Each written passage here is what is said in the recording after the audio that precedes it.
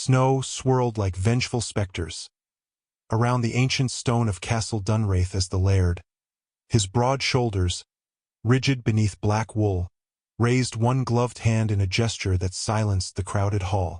Before him stood Eloan Trevannon, hair the color of autumn flame bound in severe braids, emerald gown shimmering like forest depths, her posture unyielding yet trembling with restrained fire, her eyes, wide and luminous with unshed tears, locked upon his in a moment of shattering revelation. The assembly held its collective breath, for the laird's voice, low and resonant as distant thunder, now carried across the vaulted chamber with irrevocable finality. "They offered you to me as a jest," he declared, the words falling like blades upon the frozen air. "A shy, forgotten creature to pair with a man already half buried in his own grave. Yet in this very hour I proclaim before God and every soul here assembled, you were never the jest, Eloan. You were the salvation I did not merit." If you haven't yet, click the subscribe button now, because what comes next changes everything. In the pregnant hush that followed, the laird stepped forward, claiming her hand with a tenderness that belied his formidable presence, and led her from the hall as whispers erupted like flames upon dry heather. For the woman once deemed invisible had, by the quiet force of her gaze alone, awakened a love long believed extinct, and in doing so, rewritten the destiny of Dunraith itself. In the salt-lashed cliffs of Cornwall, where the Atlantic hurled itself eternally against black rock, Trevannon House clung to the edge of the world like a secret too heavy to confess. Late autumn of 1888 had stripped the gardens bare, leaving only the skeletal outlines of rose arches and the mournful cry of gulls wheeling above the tide. Inside the morning room, a fire struggled against the damp that seeped through every stone, casting fickle shadows across the threadbare carpet. Eloan Trevannon stood at the window, her reflection faint in the rain-streaked glass. She wore the same serviceable gray wool she had worn for 3 seasons, its high neck and long sleeves chosen for modesty rather than fashion. Her hair, thick, unruly waves the color of new copper, was drawn back with merciless severity into a knot at her nape, as though even her curls must be disciplined into silence. At 26, she had long since accepted her role: governess to her cousin's children, companion to the invalid aunt, quiet mender of household linens and unspoken tensions. Useful, invisible, she had been tracing the path of a raindrop down the pane when the door opened with theatrical briskness. "Eloan, my dear!" Isabel Carbis swept in on a cloud of French perfume and self-satisfaction. Her gown of sapphire silk rustled like expensive gossip, its bustle an extravagant declaration of confidence. Blonde ringlets framed a face that had always known itself beautiful. Her smile was bright, sharp, and entirely without mercy. Behind her trailed their aunt, Mrs. Penrose, propped upon her cane, eyes bright with the feverish excitement of one who lives vicariously through scandal. Eloan turned slowly. Something in Isabel's tone, the particular lilt of triumph, made her stomach tighten. "You must sit," Isabel commanded, though she herself remained standing, the better to command the room. "I have the most extraordinary news." Eloan obeyed, folding her hands in her lap with the precision of long practice. She had learned early that silence invited fewer wounds than questions. Isabel clasped her gloved hands theatrically. "You are to be married." The words fell into the quiet like a stone into deep water. Eloan felt the ripples reach her heart, but her face remained composed. "Married?" she repeated softly, as though testing the shape of an unfamiliar word. "Yes." Isabel's laugh was bright crystal. "To the Laird of Dunraith, Callum MacCraig himself. Only think of it, our quiet little Eloan, mistress of a Highland castle." Mrs. Penrose made a small sound of delight, half cough, half sigh. Eloan's mind moved carefully, the way one navigates a cliff path in fog. Callum MacCraig. The name was known even here in Cornwall. A man of ancient title and considerable wealth who had withdrawn from society after his betrothed abandoned him at the altar 5 years past. Whispers traveled on trade winds, that he lived like a monk in his crumbling fortress, that he spoke to no one beyond necessity, that his heart had turned to granite beneath the highland frost. Why? The question escaped before Eloan could school it into silence. Isabel's smile widened, cat-like. Because I suggested it, of course.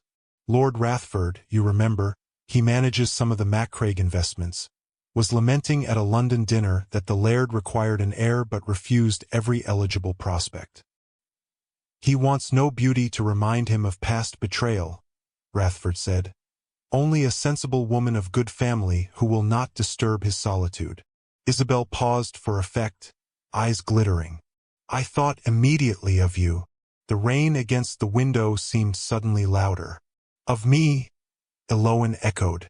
Yes, you are sensible. You are of good family, however reduced our circumstances. And you are... Isabel searched for the kindest possible phrasing, remarkably undemanding of notice. Rathford found the notion amusing. A shy Cornish mouse to pair with the hermit laird. He presented it to Macraig as a practical solution, nothing more. And, will you believe it? The man accepted. Amusing. The word lodged in Eloan's throat like a fishbone. Mrs. Penrose leaned forward. There is a generous settlement, child. Enough to secure your brother's education and keep this roof over our heads another decade. Your cousin has been most generous in negotiating on your behalf.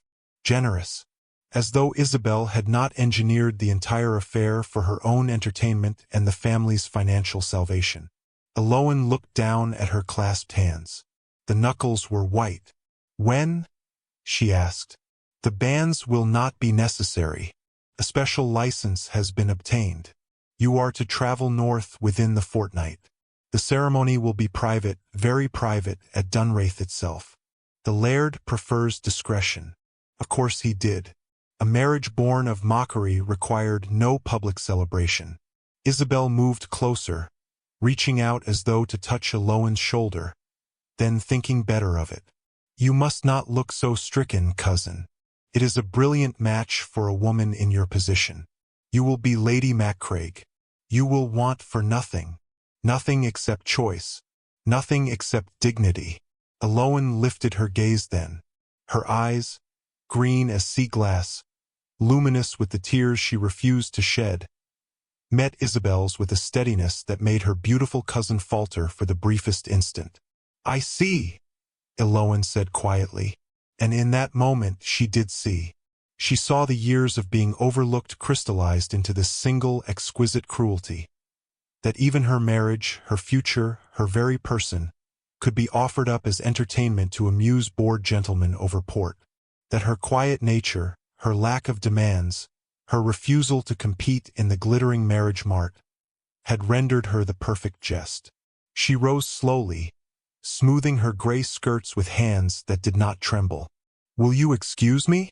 I should begin preparing. Isabel's smile returned, relieved. Of course, though truly, Eloan, you need bring very little. The laird is not a man for fashion.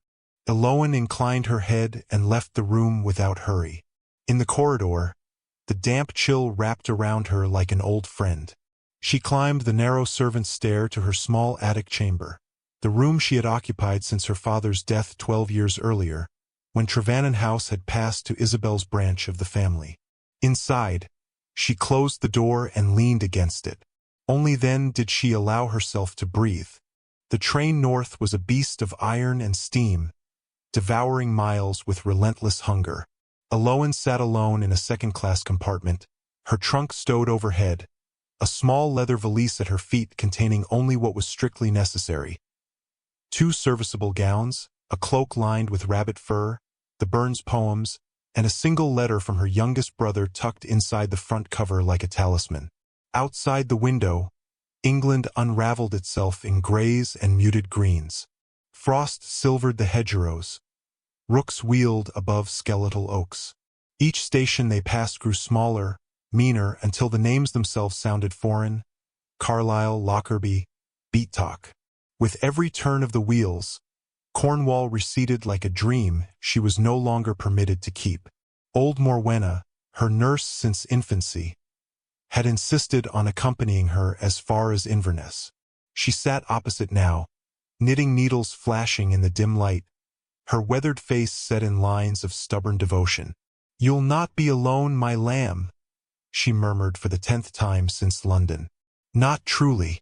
There's iron in you yet." Eloin managed a faint smile. Iron, perhaps, or only the brittle residue of too many years spent bending so that others might stand straighter. At Edinburgh they changed to a narrower gauge, the carriages older, the air thick with coal smoke and the faint, unmistakable scent of peat. Here the passengers were different.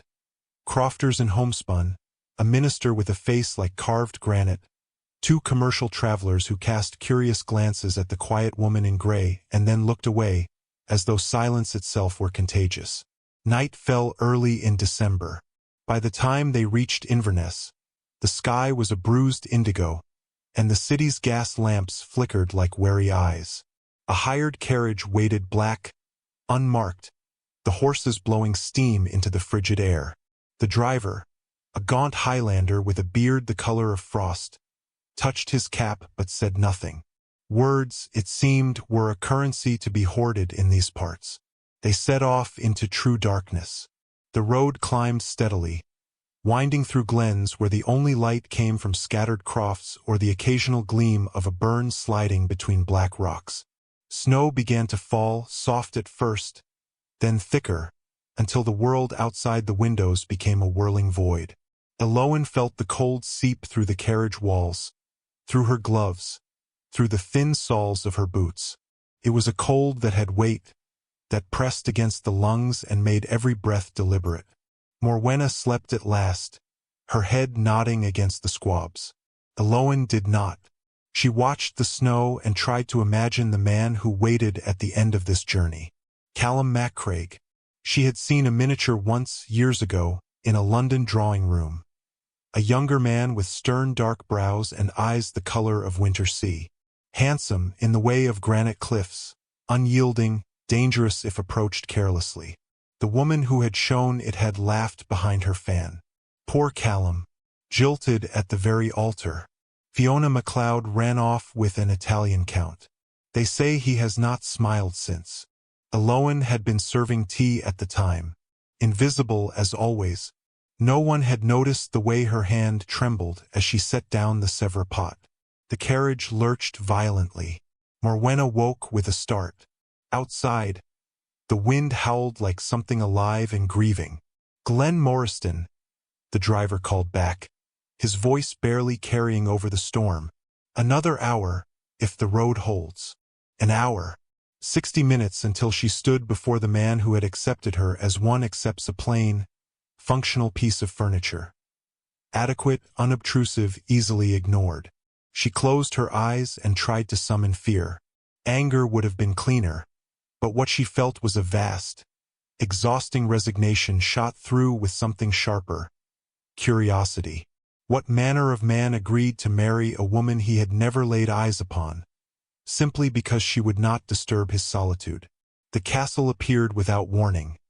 A sudden bulk of stone rising from the whiteness, its towers half lost in swirling snow. No lights showed at the windows.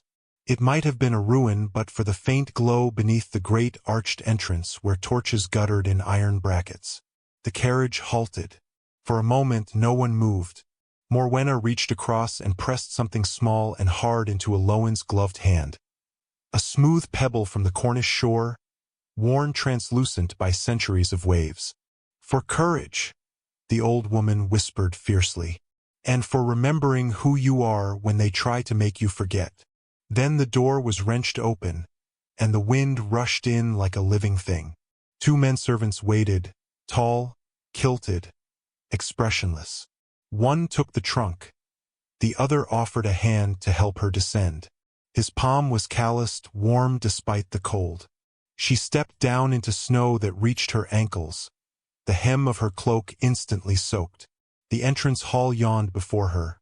Vaulted stone, a fire burning in a hearth large enough to roast an ox, tapestries so darkened by centuries of smoke that their scenes were indistinguishable. Somewhere high above, a gallery encircled the space like the rim of a well. No one spoke. She became aware of eyes upon her, servants pausing in doorways, a footman polishing silver that did not need polishing, assessing, cataloging, finding her wanting, no doubt. Too small, too pale, her bonnet askew from the journey, a stray curl escaping to flame against her cheek. And then she saw him. He stood at the foot of the great staircase, half in shadow, taller than she had imagined, broad-shouldered beneath a coat of charcoal wool. His hair was black, overlong, brushing the collar. The face, harshly carved, the mouth a straight, unyielding line. The eyes she had once glimpsed in miniature were indeed the color of winter sea, and they regarded her now with the detached courtesy one might show a parcel delivered slightly late. He inclined his head, the barest civility. "Mistress Trevannon." His voice was deep, the accents softer than she had expected, but there was no warmth in it, only acknowledgement that a transaction had been completed. Aloan curtsied.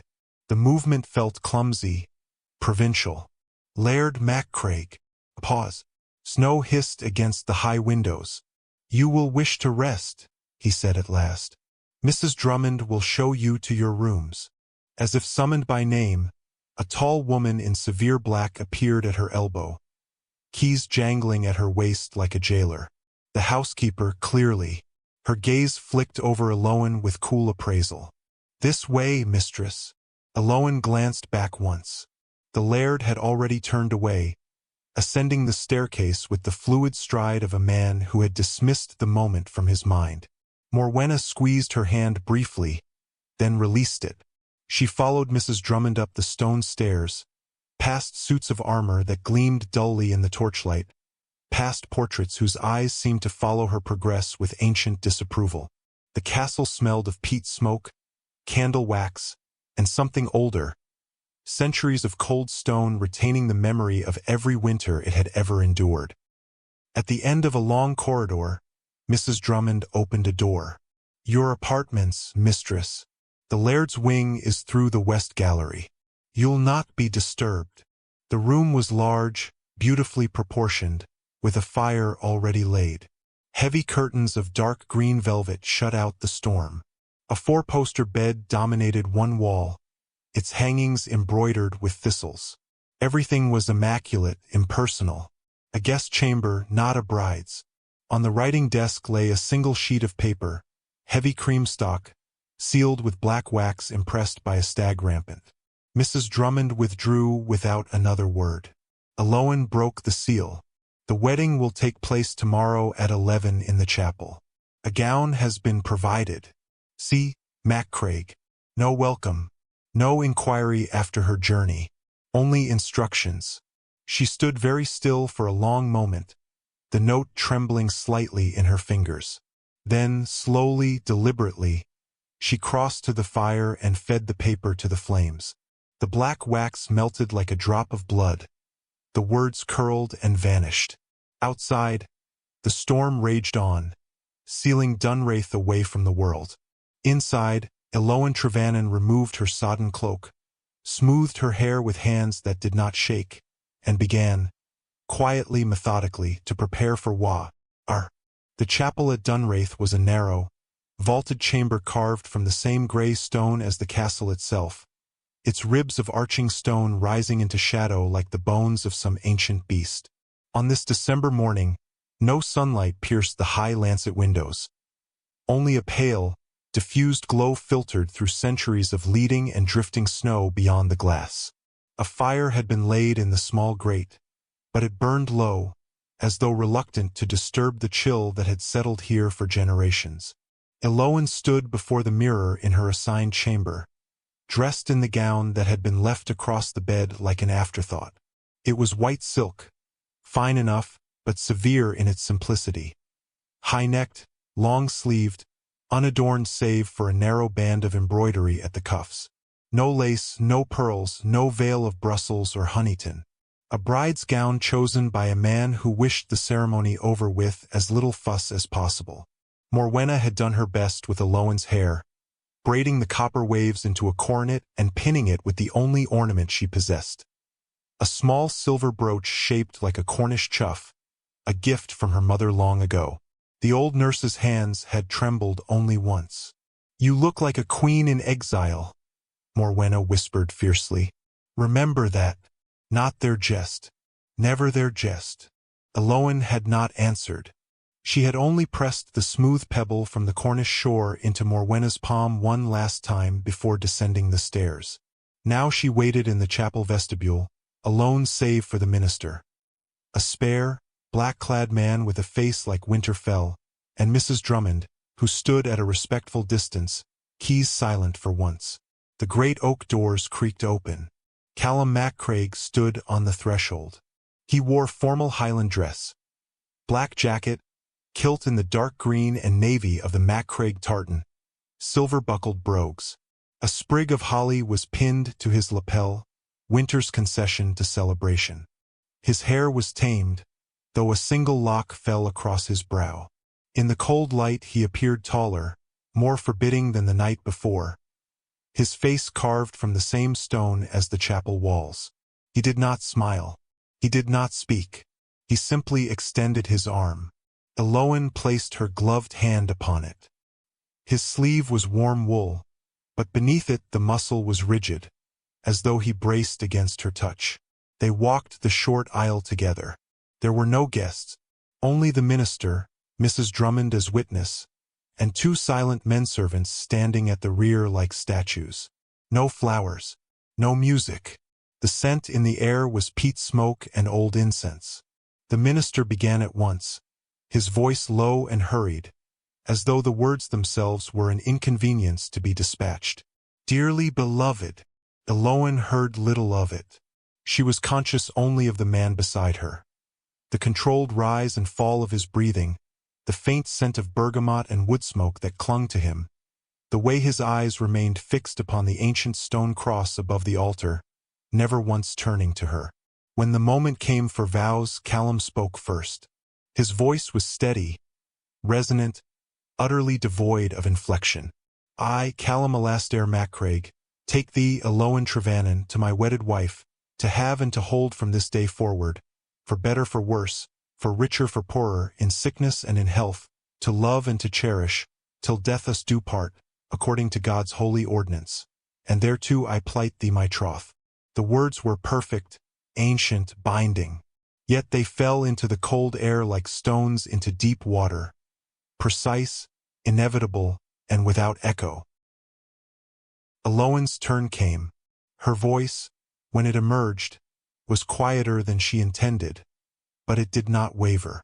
"I, Eloin Trevannan, take thee, Callum Alastair MacCraig, to my wedded husband, to have and to hold from this day forward, for better for worse, for richer for poorer, in sickness and in health, to love, cherish, and to obey, till death us do part, according to God's holy ordinance. And thereto I give thee my troth. Obey." The word tasted metallic on her tongue. She had not expected it to sting quite so much. The minister nodded. Callum took the ring from the velvet cushion held by Mrs. Drummond, a plain band of Highland gold, heavy and unadorned.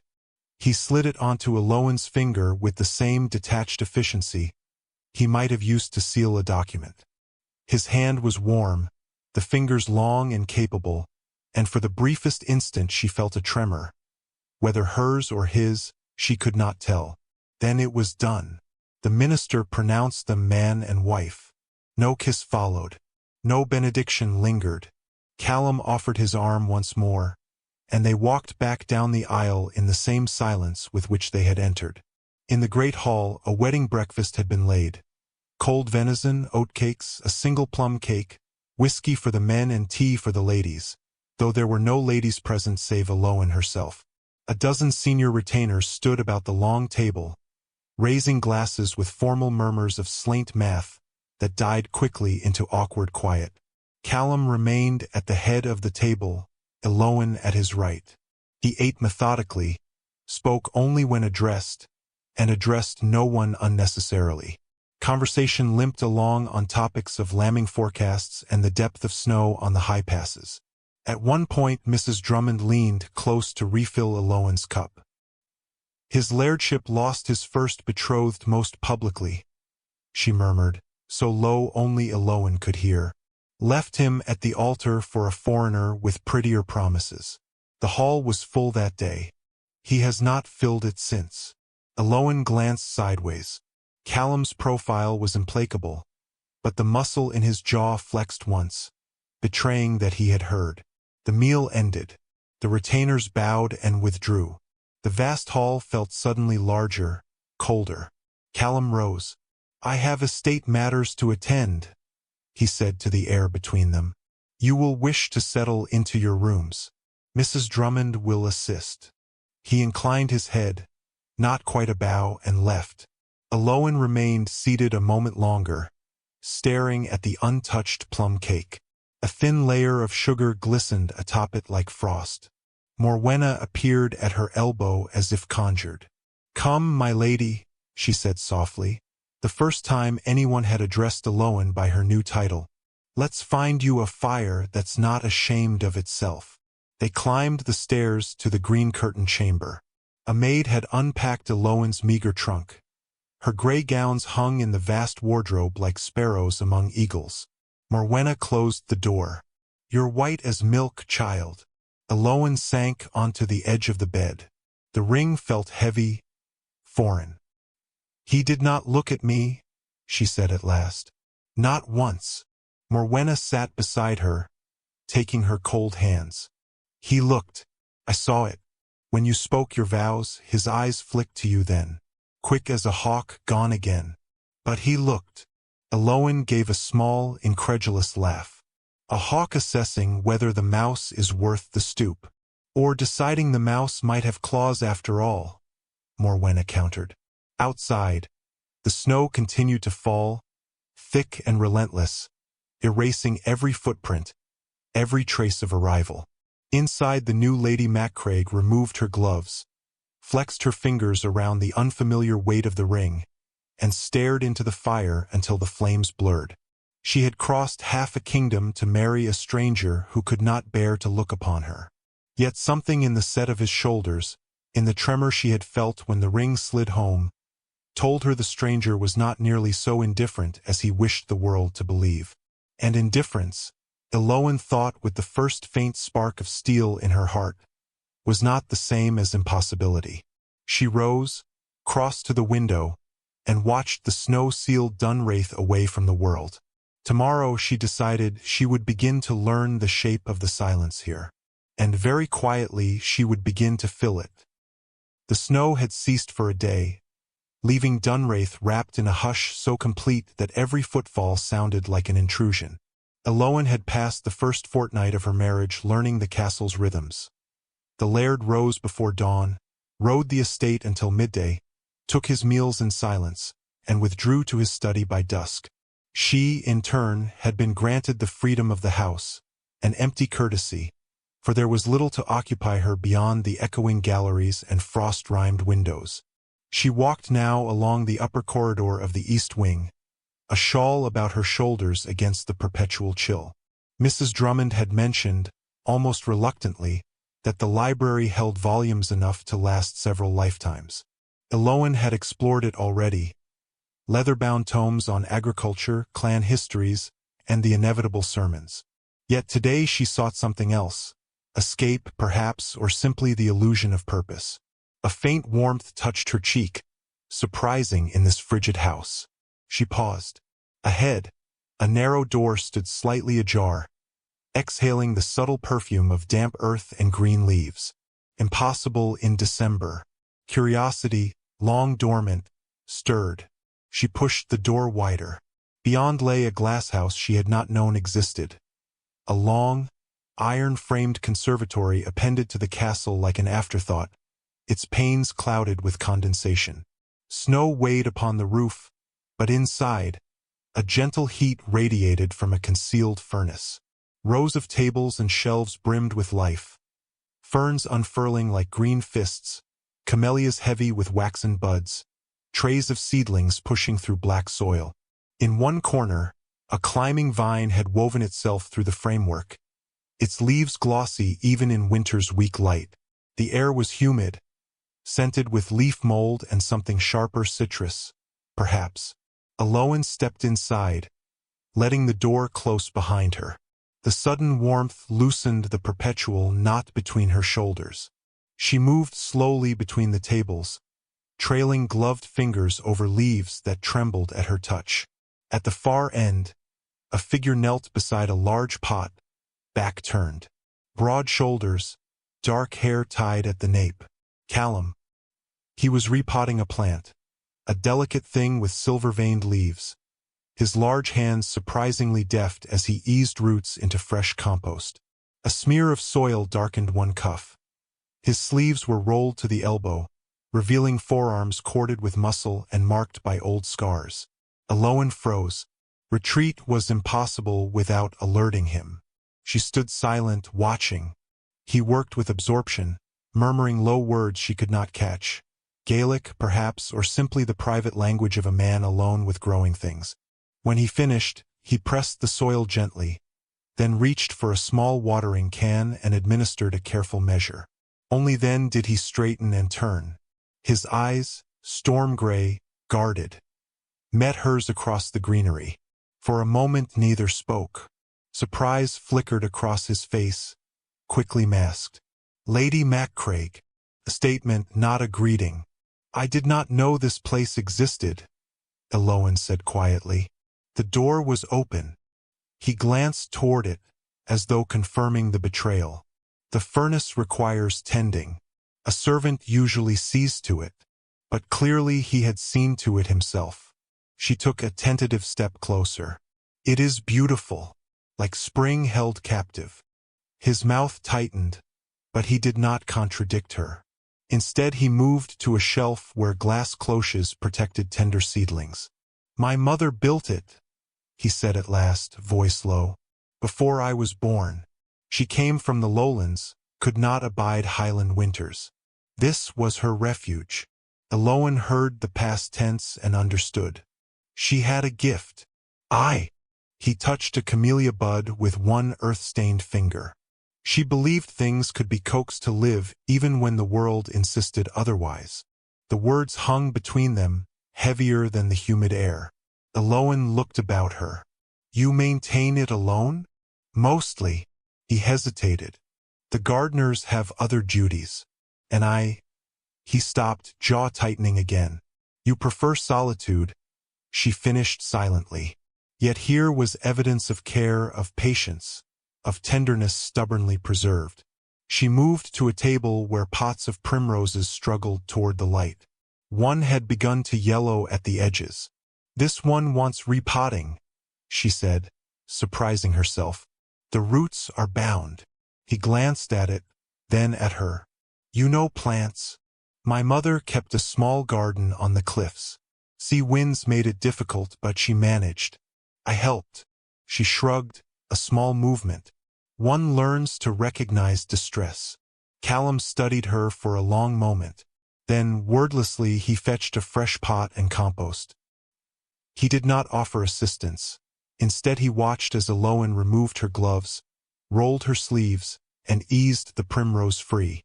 Her hands were smaller than his, the fingers slender, but they worked with the same quiet competence. She teased apart the tangled roots, settled the plant into its new home, and pressed soil around it with gentle firmness. When she finished, she stepped back. The primrose already looked less strained. Callum inclined his head, acknowledgement, perhaps even approval. Silence stretched, not hostile now but thoughtful. At last he spoke. "5 years ago this place nearly died. After the wedding that was not." His voice roughened on the final words. "I let the furnace go cold. Everything perished. When I came back to myself, I rebuilt it. One plant at a time." Aloan's heart contracted. She understood suddenly. This was penance and memorial both. A man who had been publicly abandoned tending privately to fragile life, coaxing it back from the brink. "Why tell me this?" she asked softly. He met her gaze fully for the first time since their wedding. Something raw flickered there before the shutters descended. "Because you see distress," he said, "and you do not look away." The words struck deeper than he perhaps intended. Eloan felt heat rise in her cheeks. Not embarrassment, but recognition. He had noticed her quiet attentions, the way she rearranged wilting evergreens in the hall, the books she left open to passages on horticulture in the library, the questions she asked the gardener about soil drainage. She lifted her chin. "Nor do you, it seems." A faint, wry twist touched his mouth. Not quite a smile, but the ghost of one. Appearances deceive. Yes, she thought, they do. He moved to the door, pausing with his hand on the latch. "The furnace needs coal at dusk. If you wish to come again." He left the sentence unfinished, but the invitation, tentative, grudging, was unmistakable. "I should like that," Eloan replied. He nodded once and left, the door closing softly behind him. She remained among the plants long after his footsteps faded. The camellia buds gleamed like pearls. Somewhere water dripped steadily into a basin. For the first time since arriving at Dunraith, the silence felt shared rather than imposed. Outside, snow began to fall again, soft and relentless. Inside the hidden conservatory, something small and green pushed another fraction toward the light, and Eloan Trevannon, now Lady Maccraig, felt the first cautious unfurling of hope in her own guarded heart. January deepened its grip on the highlands, turning the world beyond Dunraith's walls into an endless expanse of white silence. Blizzards came and went, sealing the glen for days at a time. Supplies arrived by sled when the passes allowed, and the castle's inhabitants moved through their duties like figures in a muted tapestry. Eloan had begun to measure time not by clocks but by small, private rituals. The hour she spent in the conservatory each afternoon, the way the light slanted through the frosted library windows at 3, the distant sound of Callum's boots on stone as he returned from riding the estate. She had returned to the glasshouse daily since that first encounter. Sometimes Callum was there, sometimes not. When he was, they worked side by side without speaking, pricking out seedlings, trimming dead leaves, adjusting the vents to regulate the precious heat. When he was absent, she tended the plants alone, finding in their quiet resilience a mirror to her own. The camellias had begun to open, tight buds unfurling into cups of ivory and rose, fragile yet defiant against the winter outside. Conversation, when it came, remained spare. He told her the Latin names of specimens his mother had collected. She shared fragments of Cornish cliff gardens, sea thrift clinging to granite, the salt wind that burned tender leaves. Never anything personal. Yet the silences between them had shifted. No longer brittle, but companionable, like the hush between movements in a slow piece of music. In the wider castle, however, Eloan remained a ghost. The staff were scrupulously polite. Mrs. Drummond addressed her as "my lady" with perfect deference. Yet the housekeeper's eyes held the same cool appraisal they had worn on the night of arrival. Footmen bowed, maids curtsied, but no one sought her company. No one asked her preference for breakfast tea or whether the fire in her sitting room burned brightly enough. She was the laird's wife, yes, yet a wife acquired by transaction, not choice, and the household knew it. One gray afternoon she entered the still room to find 2 maids whispering over the drying herbs. Their voices ceased the instant she appeared. Heads dipped in hasty curtsy before they fled. Later, passing the servants' hall, she caught fragments carried on the warm air. "The Cornish mouse, they call her, sent north like a parcel. His lairdship wanted no fuss." The words stung, though she had expected nothing gentler. She retreated to the library and tried to lose herself in a volume of Burns, but the lines blurred. That evening, a packet of letters arrived with the sled from Inverness. One from her brothers, full of schoolboy enthusiasm and careful gratitude for the funds now securing their places. Another from Morwenna, who had returned south but wrote faithfully of the sea and the gulls. And a third, sealed with Isabel's extravagant crest. Eloan carried it to her sitting room and broke the wax with fingers that were not quite steady. "My dear cousin, now Lady Maccraig, How grand it sounds. I trust the Highland air agrees with you, though I confess I picture you quite buried in snow and silence. London is deliciously gay this season. Balls every night, and the prince himself complimented my new gown from Worth. Lord Rathford dined with us last week and inquired most particularly after your welfare. He was vastly amused to learn the arrangement had proceeded so smoothly. You will be pleased to know the settlement has rescued Trevannon House from ruin. Mamma is beside herself with relief. We are all so proud of your sacrifice. Though truly, Eloan, it is no very great sacrifice to become mistress of such an estate, even if the master is rather monastic in his habits. Do write when you have leisure from your duties, whatever those may be in so quiet a house. I long for details of your triumphant elevation. Your affectionate cousin, Isabel. The condescension dripped from every line. The reminder that Eloan's marriage had been a financial rescue for the family, the implication that her duties were negligible, the gentle mockery of Callum's reclusiveness. Worst was the unspoken truth, that Isabel viewed the entire affair as her own clever jest, brilliantly executed. Eloan folded the letter with deliberate care and fed it to the fire. The paper curled, blackened, became ash. Yet the words lingered. She stood at the window watching snow sift from a leaden sky. In the glass her reflection superimposed itself over the white landscape. The copper hair now dressed severely, the green eyes too watchful, the mouth held in a line that betrayed nothing. The Cornish mouse, indeed, useful when funds were short, invisible when convenience demanded it. That night at supper, taken, as always, in the vast dining hall with its long oak table and flickering candles, Callum spoke more than usual. He described a crofter's roof collapsed under snow, the difficult birth of twin lambs he had assisted, the need to reinforce the bridge over the burn before spring floods. His voice was low, precise, the accent softening on certain words. He did not address her directly, yet the narrative seemed offered into the space between them, as though testing whether she listened. She did. She asked quiet questions, about the breed of sheep, the signs of impending lambing trouble, and he answered fully, surprise flickering once in his eyes when she referenced a husbandry practice she had read in one of his books. Afterward, in the drawing room, he did not withdraw immediately to his study. Instead he stood at the hearth, staring into the flames. Eloan took up her embroidery, a simple border of thistles for a cushion cover, and worked in silence. At length he spoke without turning. You spend much time in the conservatory. It was not quite a question. I find peace there, she replied. A pause. My mother said plants teach patience, that one must wait for them to reveal their nature. Eloan's needle stilled. And have they revealed yours? He glanced at her then, a swift, assessing look. Perhaps. The fire crackled.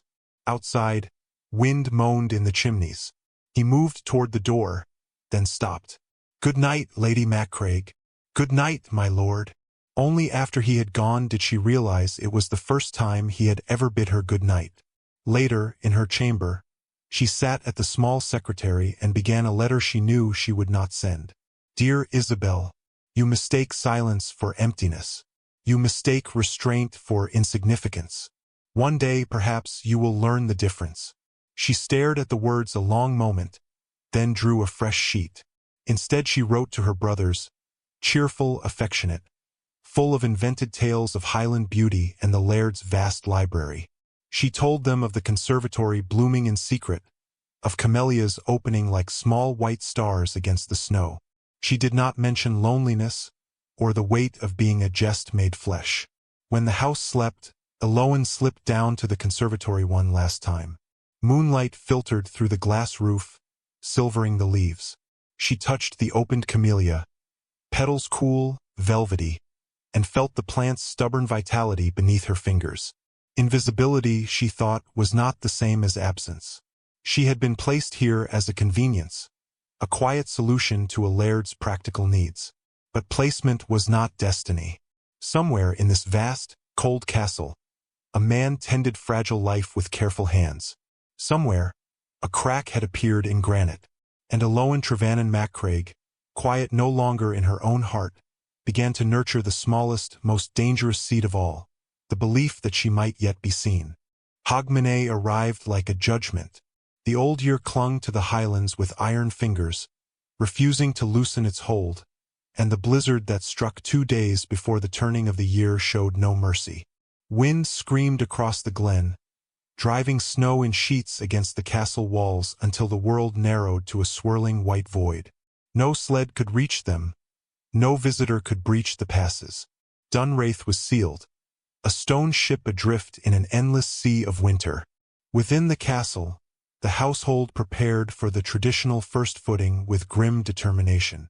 Evergreens were hung, holly, ivy, rowan, though the branches looked skeletal against the snowlight. The great Yule log had been dragged in weeks earlier and now burned steadily in the hall hearth, its flames the only warmth in a house grown colder than stone. Eloan had thrown herself into the preparations with quiet intensity. She had overseen the black bun and shortbread, the spiced ale and whiskey. She had helped the maids twist paper decorations and set beeswax candles in every window to guide the new year in. It was the first time she had asserted any authority as mistress, and the staff had obeyed with surprised alacrity. Even Mrs. Drummond had unbent enough to murmur approval at the arrangement of the dining table. Yet Callum remained distant. He rode out each morning despite the weather, returning only when darkness and exhaustion forced him back. In the evenings he sat in the drawing-room with estate ledgers, his profile sharp against the firelight, speaking only when necessity demanded. The fragile bridge they had begun to build in the conservatory seemed to have iced over. On Hogmanay Eve, the household gathered in the great hall after supper. Tradition demanded music, stories, and the slow counting down of the old year. A fiddler played reels. The younger servants danced in a corner, while the older ones looked on with indulgent smiles. Whiskey flowed freely. For the first time since her arrival, Eloan heard laughter echo off the vaulted ceiling. She stood near the hearth, a glass of spiced ale untouched in her hand, watching the scene with a pang she could not name. This was her house now, these people her responsibility, yet she remained outside the circle, a polite observer rather than participant.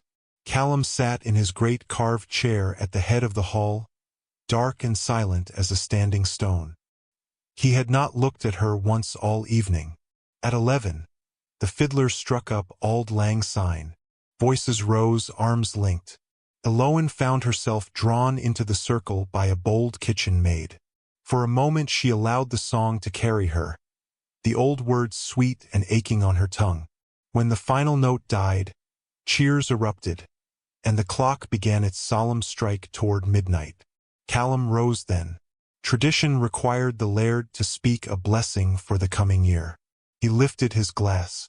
The hall quieted instantly. To Dunraith, he said, voice carrying easily over the hush. To those who have kept faith through storm and loss, may the new year bring us what we need, if not what we desire. The words were measured, gracious, and utterly impersonal. He drank, the assembly drank, and then the moment passed. Eloan felt something inside her contract. Midnight came. The bells in the chapel tower tolled 12 times, muffled by snow. Outside, the wind howled as though furious at being excluded from the celebration. And then it happened. She had slipped away to the conservatory, needing a moment's respite from the noise and the weight of so many eyes that still did not truly see her. The glass house was dark save for moonlight filtering through the snow-laden roof, turning the leaves to silver lace. She stood among the camellias, breathing in the humid green scent, when voices drifted through the half-open door. 2 men-servants, older retainers who had served the Macraigs for decades, passing along the corridor with a fresh cask of whiskey. And the laird accepted her quick enough when Rathford put it to him, one said, voice slurred with drink and confidence. A quiet wife for a quiet man, he called it. Said it would suit them both, her being so harmless and overlooked. The other laughed, a low rumble. Aye, well, the Cornish mouse hasn't caused any trouble. Fits the place like a shadow, though I warrant his lairdship scarcely notices she's here. Better that than another Fiona MacLeod, tearing the heart out of him for all to see. Their footsteps receded, voices fading into the storm. Eloan stood frozen among the plants. The moonlight caught the unshed tears in her eyes and turned them to ice. Harmless, overlooked, a shadow. Every careful tending in the conservatory, every quiet question at supper, every small act of stewardship in the house, reduced to nothingness. She was still the jest, the convenience, the parcel delivered north to solve a problem. And Callum had accepted her precisely because she was harmless. She pressed a hand to her mouth to stifle the sound that rose in her throat. Not a sob, something fiercer. When she returned to the hall some minutes later, her composure was flawless. No one noticed the heightened color in her cheeks or the way her fingers clenched around her glass. Callum was speaking with the fiddler, a rare relaxation in his stance. He glanced up as she approached, something unreadable flickering across his face. "Lady Macraig," he said formally, "you were missed." The lie was courteous, automatic. She saw it for what it was. "I required air," she replied, voice steady. "The conservatory is warmer." He nodded, turning back to the musician. Later, when the celebration wound down and the household dispersed to their beds, Eloan climbed the stairs alone. In her chamber she stood at the window watching the snow obliterate every mark upon the land. The pebble from Morwenna lay on her dressing table, smooth, translucent, a fragment of home. She wrapped it in a handkerchief and placed it in the deepest drawer. Then she sat at the secretary and began to write. "My lord, I have considered our circumstances with care. It is clear that my presence serves its intended purpose. I disturb neither your solitude nor the running of the estate. However, I find the role of shadow uncongenial. I intend to depart for Cornwall as soon as the pass is clear, taking only what I brought. The settlement can remain with your house. I seek no further claim. I wish you well. Macraig." She sanded the letter, folded it, but did not seal it. Instead, she laid it upon the blotter and stared at it until the candle guttered. Sleep did not come. Near dawn she rose and dressed in her old gray wool, the gown she had worn on the journey north. She packed the same small valise, moving silently so as not to wake the maid. When the castle stirred, she would leave the letter on the breakfast table and walk down to the stables. There would be a horse or a sled or some way south. She would find it. But when she opened her chamber door, Mrs. Drummond stood in the corridor, arms folded, expression thunderous. "The passes are closed for a fortnight at least, my lady. Blizzard's worse than we thought. You'll not be going anywhere." Eloan closed the door softly behind her. "Then I shall wait," she said. The housekeeper studied her for a long moment. She said at last. "Waiting's a hard teacher, but sometimes the only one." Eloan returned to her room. The letter lay accusingly on the desk. She took it up, carried it to the fire, and watched the flames consume every careful word. Outside, the storm raged on, burying Dunraith deeper in white silence. Inside, the laird's wife sat in the cold dawn light and felt herself reach the lowest ebb, the point where hope seemed not merely fragile but foolish. Yet even at the bottom, something stubborn remained, a small, uncrushable ember. She would wait, but she would not wait as a shadow. When the storm broke, something else would break with it. The blizzard broke on the 7th day of the new year, as suddenly as it had come. One morning the wind dropped, the sky lifted to a pale, washed blue, and sunlight, thin but undeniable, poured over the glen like water over parched earth. Snow still lay deep, glazing every roof and wall in blinding white, but the passes were declared passable by midday. A sled arrived from Inverness with mail and provisions, and the castle exhaled. Eloan watched it all from the library window, her unfinished letter to Cornwall long since burned. She had not slept well since Hogmanay. The overheard words, harmless, overlooked, shadow, had lodged like thorns. Yet in the sleepless hours something had shifted. Resignation had hardened into resolve. She would not leave. Not yet. Running south would hand Isabel and every whispering servant the victory they expected. Proof that the Cornish mouse had scurried back to her hole. No. She would stay, and she would no longer diminish herself to fit the space they had allotted her. That afternoon she sought out Mrs. Drummond in the housekeeper's parlor. A small, warm room smelling of ink and beeswax. "I wish to make changes," Eloan said without preamble. The older woman looked up from her ledgers, one brow arched. "Changes, my lady?" "Small ones, to begin." Eloan placed a folded paper on the desk. "The still-room stores need reorganizing. The linen cupboards as well. And the unused morning room on the south side has good light. It would serve better as a sitting room than storage." Mrs. Drummond unfolded the paper. Neat columns listed suggestions in Eloan's precise hand. Which herbs wanted fresh jars, which sheets needed mending before storing. A sketch of how the morning room might be arranged with the existing furniture. The housekeeper studied it a long moment. "You've an eye for order, my lady." "I have time," Eloan replied evenly. "And this is my house now." A pause. Then Mrs. Drummond inclined her head. "As you say, I'll set the maids to it tomorrow." It was a beginning. Over the following days Eloan moved through Dunraith like quiet water finding new channels. She rose early, breakfasted alone, then walked the corridors with purpose. She asked questions, of the cook about stores, of the gardener about the walled kitchen beds buried under snow, of the stable master about the horses' winter feed. She listened more than she spoke, but when she spoke, her instructions were clear and practical. Resistance was mild and brief.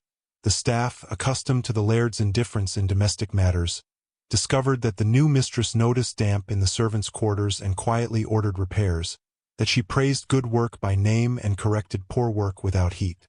In the conservatory she was bolder. She pruned overgrown ferns, repotted the citrus that had outgrown its tub, and, most daring, moved a small table and chair into one corner so she might sit and read in the humid warmth. Callum found her there one afternoon, a book of Burns open on her lap, sunlight catching the copper in her hair. He paused in the doorway. "You have made changes," he observed. "Improvements," she corrected mildly. The lemon tree was strangling itself. His gaze traveled over the tidier shelves, the swept floor, the small vase of forced snowdrops on the table. Something flickered across his face. Surprise, perhaps unease. "It is your house," he said at last. "It is ours," she replied. He did not contradict her. Instead, he moved to the furnace and added coal with his usual precision. They worked in silence for a time, he checking vents, she tying up a trailing jasmine that threatened to overrun the path. When he straightened, he spoke again. "The south sitting room. Mrs. Drummond mentioned you intend to open it." "I do." "Catches the winter sun. It seems a waste to keep it shuttered." He nodded slowly. "My mother used it for the same reason." Eloan waited. When he offered nothing more, she closed her book. "I am not her," she said quietly, "but I would like to make this house live again. In my own way." Something shifted in his expression. Guarded, but not hostile. "As you wish," he said. It was permission grudgingly given. That evening at supper he spoke of the estate. A tenant's roof needing thatch come spring, the price of wool at the Inverness market. But now he addressed her directly, asking her opinion on whether the old bridge over the burn should be rebuilt in stone or timber. She answered thoughtfully, drawing on books she had read in the library. He listened. Afterward, in the drawing room, now the south sitting room, its shutters open to the starlit snow, he did not retreat to his study. Instead, he stood at the window, hands clasped behind his back. "The sky is clear tonight," he said. "The stars are sharp." She joined him. The glen lay silver and black below them, the mountains etched against a sky thick with stars. "They are different here," she said. "Brighter, fiercer." "Aye." A pause. In Cornwall they are softer, veiled by sea mist, often, but familiar. He glanced at her. You miss it. It was not quite a question. I miss parts of it, she admitted. The sound of gulls, the smell of salt, my brother's laughter. But I am not the same woman who left. No, he said quietly.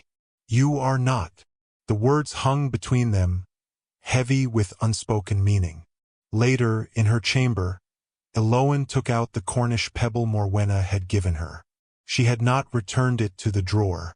Instead, she placed it on the windowsill where moonlight touched it, turning the stone translucent. She had begun as a jest, a convenience, a shadow. But shadows lengthen when the light shifts. And light, however cold, however late, was beginning to find its way into Dunraith. Down the corridor, in his own rooms, Callum stood at his window staring at the same stars. He had heard the servants talk after Hogmanay, the careless repetition of the old jest. He had seen the change in Eloan afterward, the new steadiness in her gaze, the quiet authority that had unsettled the household. He had expected her to withdraw further. Instead, she had stepped forward. And for the first time in 5 years, the Laird of Dunraith felt the ground shift beneath his carefully constructed solitude. He did not yet know what it meant, but he was beginning, reluctantly, warily, to listen. The thaw brought visitors. By mid-January, the roads were passable enough for sleds and sturdy carriages, and word had spread, through Lord Rathford's indiscreet letters, no doubt, that the reclusive Laird of Dunraith had taken a wife. Curiosity, long thwarted, now pressed against the castle gates. Invitations were sent for a modest New Year gathering. Kin from neighboring glens, a few lowland families with old ties to the Macraigs, and, because Isabel Carbis could never resist a stage, Eloan's cousin herself, arriving with a flourish of furs and self-congratulation. The great hall was opened fully for the first time in years. Fires roared in both hearths. Candles blazed in every sconce. Eloan had overseen the preparations with calm efficiency. Fresh beeswax, evergreen boughs still fragrant, the long table laid with damask and the old silver polished to a mirror gleam. The south sitting room now served as a withdrawing space for the ladies, its windows thrown open to the pale winter sun. She wore green that night, deep forest silk that turned her eyes to see jade and warmed the flame of her hair, now dressed less severely, with soft tendrils escaping to frame her face. The gown was one she had ordered from Inverness with part of her quarterly allowance. Simple, but the first garment chosen for beauty rather than utility. When she descended the staircase, she felt the hush that followed her like a ripple across water. Callum waited at the foot. He wore the full Highland dress, black jacket, kilt in the Macraig tartan, the silver stag brooch at his shoulder. His gaze met hers as she approached, and for a moment the noise of arriving guests faded. Something flared in his eyes, surprise, admiration. Something deeper he quickly veiled. You honor the house, he said quietly. We honor it together, she replied. He offered his arm. She took it. They turned to greet the arrivals as host and hostess, not laird and convenience. Isabel arrived late, naturally, descending from her carriage in a swirl of sable and crimson velvet, blonde ringlets bouncing, laughter bright as breaking glass. My dear Eloan, she exclaimed, sweeping forward to embrace her cousin with theatrical warmth. How magnificent you look! One would scarcely recognize the quiet little governess. The hall filled steadily. MacDonald's from the West Glen, Fraser's from the south, a dour Campbell cousin with his sharp-eyed wife. Servants circulated with mulled wine and spiced biscuits. The fiddlers tuned in the gallery. Conversation rose like peat smoke. Isabel lost no time. She moved through the guests like a flame through dry grass, dispensing charm and gossip in equal measure. Eloan watched from beside Callum as her cousin drew Lord Rathford into the circle near the hearth. You must tell them, my lord, Isabel urged, voice carrying just enough, how the match came about. It is the most delicious tale. Rathford, port warm and pleased to be the center, needed little encouragement. Truth is, he boomed, it began as a jest over brandy. The laird here needed an heir but wanted no fuss, no simpering beauties to remind him of past troubles. I said, half in laughter, that what he required was a sensible woman of good birth who wouldn't disturb his peace. And Lady Carbis here, sharp as ever, suggested her cousin. The quiet one, she said. The harmless one. Perfect match for a hermit laird, we thought. Laughter rippled, nervous from some, genuine from others. Isabel's eyes sparkled with triumph. I confess, she continued, laying a hand on Rathford's arm, I never dreamed he would accept. But accept he did, and here we are, our wallflower elevated to mistress of Dunraith. Though I dare say the laird finds her as unobtrusive as promised. The laughter swelled. Someone repeated harmless one with a chuckle. Eloan felt the blood drain from her face. Beside her, Callum went very still. The hall seemed to contract, every eye turning toward them. Isabel's smile was radiant, expectant. She waited for embarrassment, for Eloan to shrink, for Callum to retreat into his customary silence. Instead, the laird moved. He stepped forward, placing himself between his wife and the assembly. The laughter faltered. If you haven't subscribed yet, do it now, because from this moment on, nothing in this story remains the same. Lord Rathford, Callum said, voice low but carrying to the farthest corner. Lady Carbis, you labor under a misapprehension. The room quieted utterly. You believe my wife was the jest. His gaze swept the guests, cold and unyielding as winter steel. You are mistaken. She was the test, and she has passed it with a grace that shames every soul in this hall, myself most of all. Isabel's smile wavered. Your lairdship, I merely— He raised one hand. Silence fell like a blade. I accepted the proposal, he continued, because I was wearied of pain, of betrayal, of the world's noise. I thought a quiet wife would ask nothing of me. I was wrong. He turned then, fully facing Eloan. The firelight caught the planes of his face, the storm in his eyes. She asked everything, he said, voice roughening, not with demands or tears, but with steadfastness, with honesty, with a courage I had lost. Eloan's breath caught. The hall, the guests, Isabel, all faded. There was only him.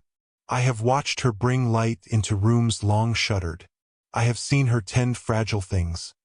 Plants, people, this wounded house, with a care I had forgotten was possible. She has not disturbed my solitude. She has ended it. He reached for her hand. She gave it without hesitation. His fingers closed warm and sure around hers. I stand here tonight, he said, raising their joined hands so every eye could see, to declare before kin and clan, Eloan Trevannan Macraig is my wife not by jest or convenience, but by my own choice, freely made, gratefully claimed. Her worth was never in question. Only my blindness. A murmur rose, shock, approval, something like awe. Isabel had gone pale beneath her rouge. Callum's gaze returned to Eloan, and in it now burned something fierce and tender. I love you, he said simply, for her ears alone, yet loud enough for the nearest to hear. I have loved you since the day you repotted a dying primrose and refused to let it surrender. Forgive me that it took me so long to speak the truth. Tears rose, but Eloan did not look away. There is nothing to forgive, she whispered. Only everything to begin. He bent then, slowly, deliberately, and kissed her. Not the chaste brush of duty, but a claim, a promise, a homecoming. The hall erupted in cheers, foot stamping, the fiddlers striking up a triumphant reel. Later, much later, when the guests had withdrawn and the fires burned low, Callum led her not to her separate chamber but to his own. The door closed behind them. In the quiet, he touched her face with wondering fingers. I feared feeling again, he said. You taught me it was the only way to live. She smiled, the quiet defiance now radiant. And you taught me that being seen, truly seen, is the only way to be whole. Outside, the winter stars wheeled over Dunraith. Inside, two hearts that had been entombed in ice began, at last, to burn. 5 winters had passed since that hogmanay when truth blazed through the great hall of Dunraith. The castle no longer held its breath against the cold. It breathed with the slow, steady rhythm of a living house. New glass had been fitted in the conservatory roof, letting in more light even on the shortest days. The walls of the east wing had been repainted in soft greens and creams, and the once-shuttered morning room now served as a schoolroom for the estate children during the long dark months. On a crisp January morning in 1894, sunlight slanted through the conservatory panes and struck the small crystal prism that now rested on a low shelf among the plants. It had been moved here from Callum's study the year their first child was born, a quiet gesture that needed no explanation. The prism caught the light and scattered it into fragile rainbows that danced across ferns and camellia leaves. Callum stood in the middle of the glasshouse, a small boy balanced on his shoulders. 4-year-old Alastair, dark-haired like his father, but with his mother's bright green eyes, reached up toward a hanging orchid, fingers wiggling with delight. "Gently, Emmo Crith," Callum said, voice low and warm. "Flowers feel the touch as much as we do." From the doorway, Eloan watched them, one hand resting on the swell of her belly where their second child stirred. She wore a simple wool gown of deep blue, her hair loosely braided with a few strands escaping to catch the light. The severe governess knot was long gone. Alastair giggled as Callum turned in a slow circle, letting the boy inspect the blooms from above. "Papa, look! That one's purple like Mama's cloak." "Indeed it is," Callum agreed. "Your mother has a fondness for purple." Eloan stepped forward, smiling.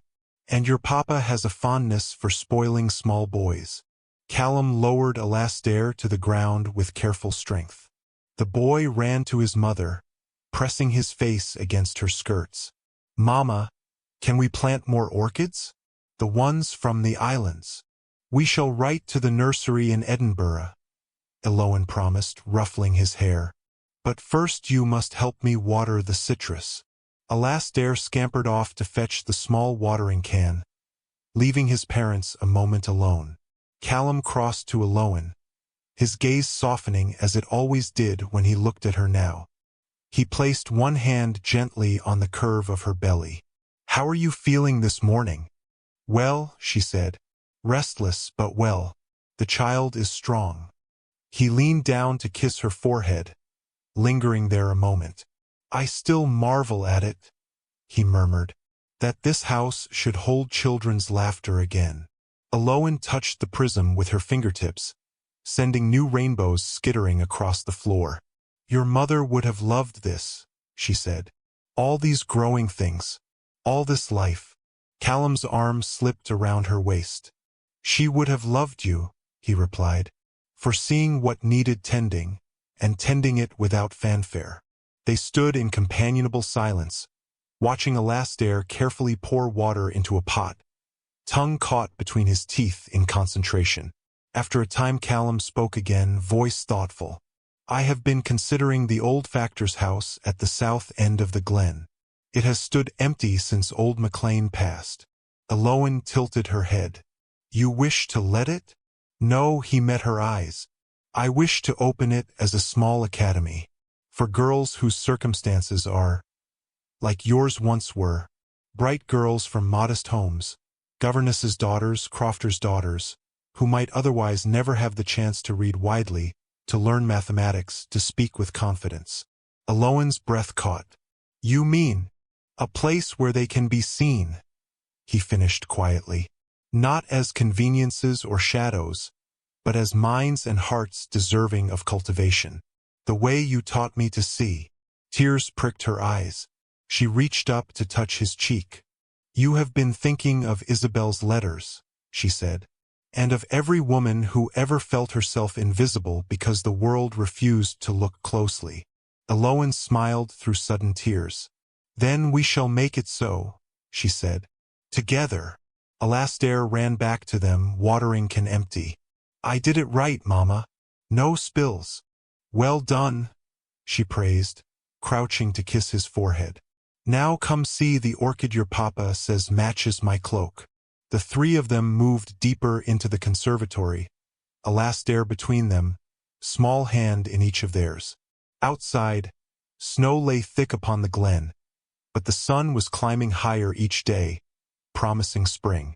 Inside the glasshouse, life continued its quiet work, roots seeking soil, buds swelling toward bloom, rainbows scattering across the faces of a family that had once believed itself broken beyond mending. Callum paused beneath the jasmine vine, drawing Eloan close while Alastair examined a new leaf. I chose you once out of necessity, he said softly, for her ears alone. I choose you every day now out of love. Eloan rested her head against his shoulder. And I you, she whispered, not despite the past, but because of what we made from it. The prism caught the light again, throwing color across their joined hands. Somewhere far to the south, in a Cornwall drawing room, a woman might still smile over her clever arrangement and the quiet cousin who had been sent away like a parcel.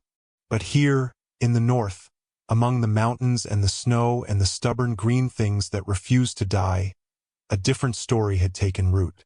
One of seeing, one of choosing, one of light breaking through even the longest winter. And in that light, two people who had once walked in shadow now stood, together whole and see.